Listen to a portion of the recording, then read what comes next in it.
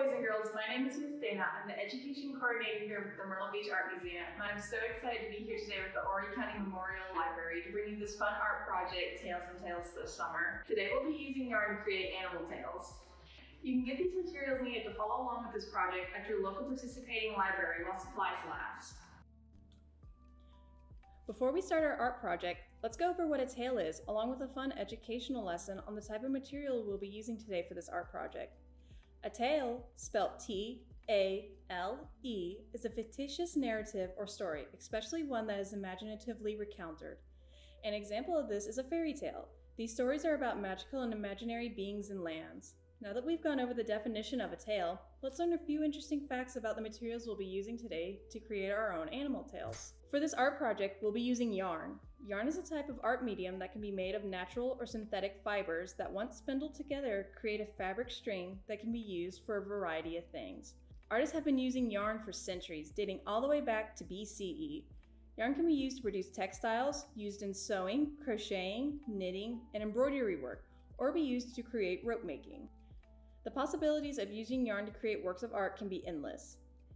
In today's art lesson, we'll be using yarn to create our own animal tails that, once completed, can be worn. One final word before we begin. Let's touch base on what an animal tail is exactly. A tail, spelled T-A-I-L, is the hindmost part of an animal's body. All sorts of animals on Earth have tails, and each tail is unique to that creature. For this art project, we'll be creating different types of animal tails, a long animal tail and a short fluffy tail, along with a fun surprise tail that you'll get to see at the end of this video. So gather all the supplies within your materials bag, or if you have all the supplies available to you at home, and follow along to create your own tail. What you'll need to create this long fashion tail is 2 different colored stripes of yarn and 1 pipe cleaner. Let's start off with creating a zebra tail. First, I take 3 stripes of the same colored yarn and cut them at 35 inches.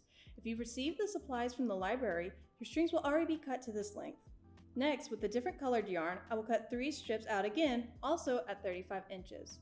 Now that I have 6 strings, I'm going to group them together by color and create an N shape on the flat surface I'm working on.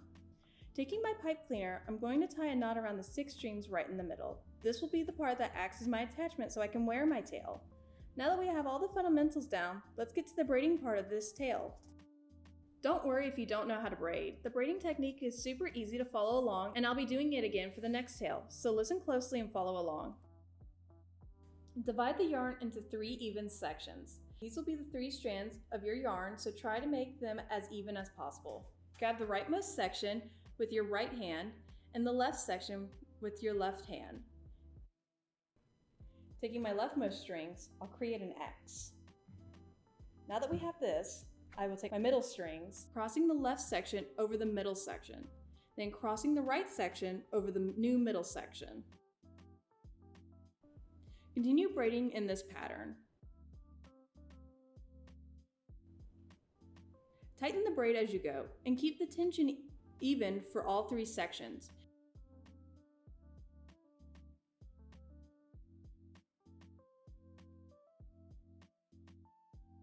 Repeat until you run out of space to braid, leaving about 1 to 3 inches of unbraided yarn at the end. And once I get to the end of my tail, where I only have a few more inches left, about a hand length, I'm going to tie a knot to end the tail.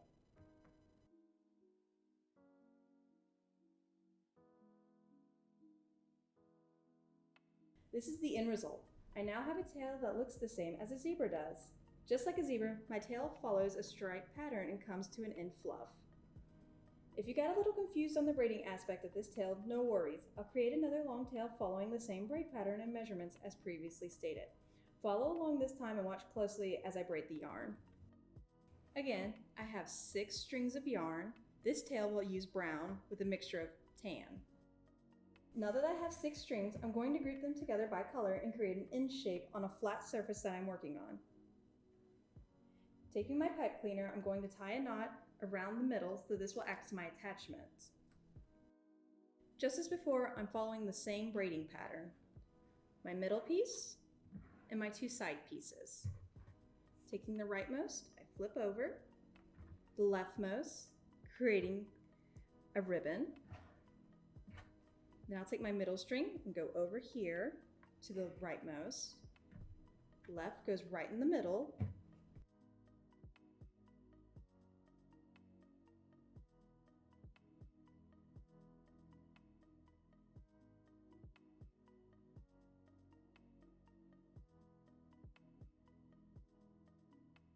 Just as before, after I have a few more inches left, I'll knot it off at the end.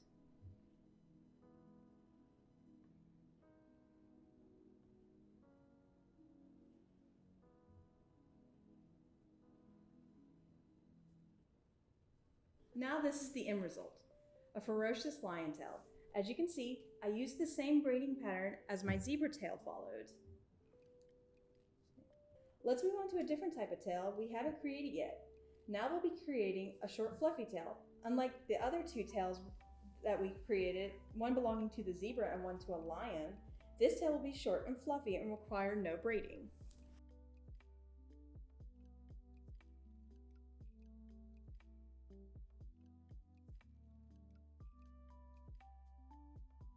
Now that we have all the materials needed for this tail, let's get started.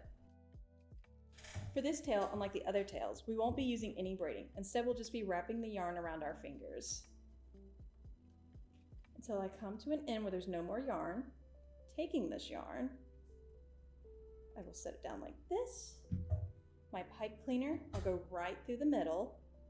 Again, the pipe cleaner acts as an attachment to the tail, and I will knot it off.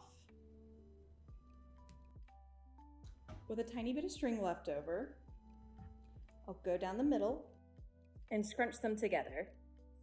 On the sides where there's hoops, I'm going to use scissors and cut them, like so.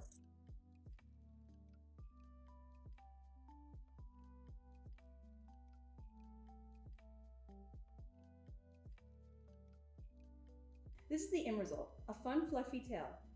Do you know what animal I think of who has a short fluffy tail? I think of a happy little bunny.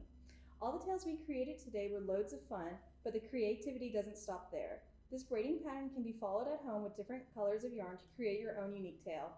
Here's an example using my rainbow string and white yarn. I created a unicorn tail. With the different colored strings, a unique, colorful tail can be created to cater to your own imagination.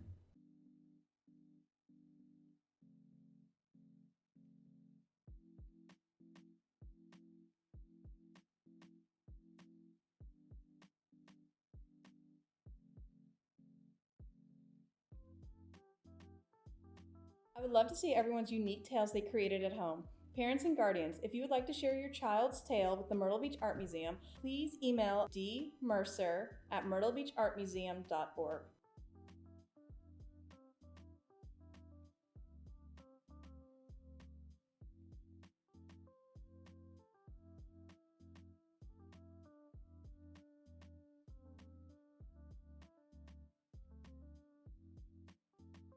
Books on animal tales, along with books on yarn used in art mediums, can be found at your local library. Check out these wonderful books and more at your local library.